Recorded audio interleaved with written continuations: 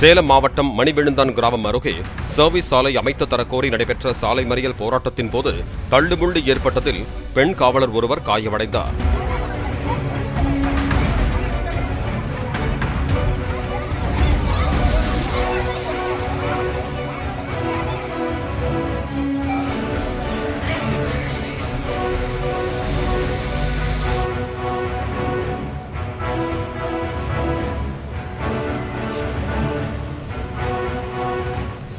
First stop சொல்லி பண்ணிட்டு இருந்தாங்க சார். அப்போ வந்து சீமனையை ஊற்றிட்டாங்க சார். சீமனை ஊற்றி போய் பஸ் கடையில் எல்லா பஸ்ஸையும் வளைச்சிட்டு அடியில் போய் லாரி ஓரமாகவே படுத்துட்டாங்க சார்.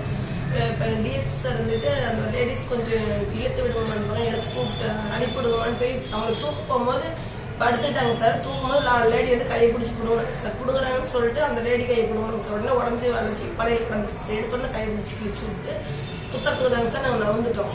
அந்த லேடி இழுக்கிறோம் கையை கிழிச்சு பிடிச்சோங்க சார். வலையில கிழிச்சு வலையில அவங்க கீழே படுத்துட்டு இருக்கும் போது விழுந்திருக்க மாட்டேன் சார். உடஞ்சி அதை எடுத்து பிடிச்சி கையெடுத்துக்கு இங்க குத்த வந்தாங்க சார். இப்படி உருவிட்டோங்க சார். உடனே வந்துட்டு இந்த அப்படியே கிழிச்சிருச்சு சார்.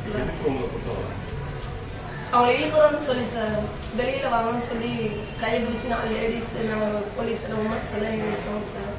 அப்போ வந்துட்டு ஒரு லேடி மட்டும் அதில்